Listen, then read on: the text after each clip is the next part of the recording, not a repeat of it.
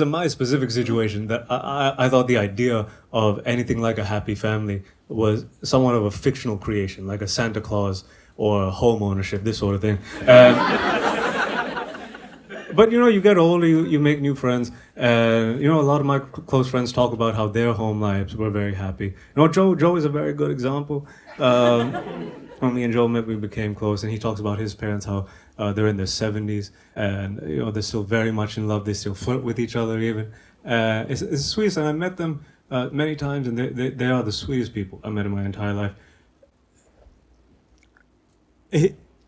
His mom does flirt with me every time we see each other.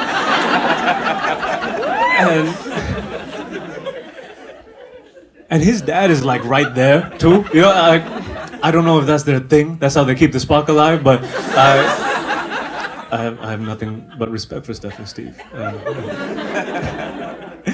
And you know, I think my parents were somewhat aware of what a rough job they did, so they actively discouraged me or my siblings from ever settling down or anything like that. Like I remember I had a girlfriend towards the end of high school somehow, and my dad would say stuff like, "No, you shouldn't. You know, don't get too tied down. You should just, you know, play the field, enjoy your life." And it's always creepy when an older man gives you advice like that. And also, I hated this guy and wanted to do the opposite of whatever he said. So I was thinking, I'm gonna marry this girl. And thankfully for both of us, we didn't. What we did do is this very intelligent thing that teenagers often do when they're leaving to two separate places to study, where they try to make a long-distance relationship work as children. And we gave it a good go. It became an open relationship towards the end. It is always towards the end, ain't it?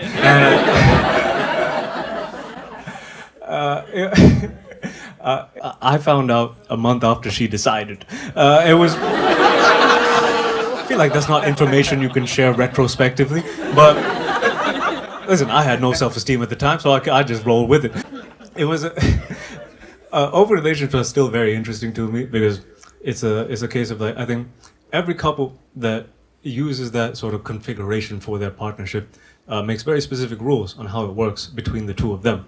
Like, our rules were that you could do stuff with random people, but no one that's in your life on a regular basis. So, like, no friends, no... I was going to say family, but I feel like that goes without saying. You know, I'm Sri Lankan, not Pakistani. And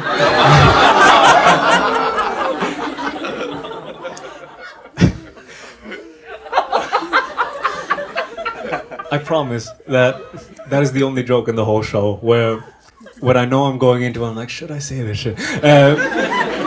But you know, it keeps things interesting. That's fine. Please don't shoot me.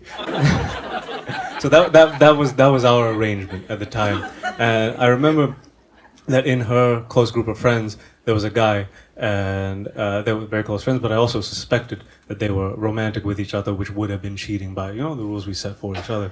And jealousy is a very strange emotion because it's one of the few completely lose-lose situations you can find yourself in life.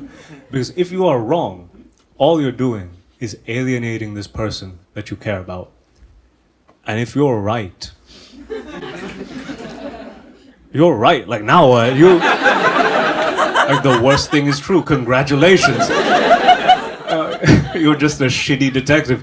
You're not solving mysteries, you're just finding dead bodies.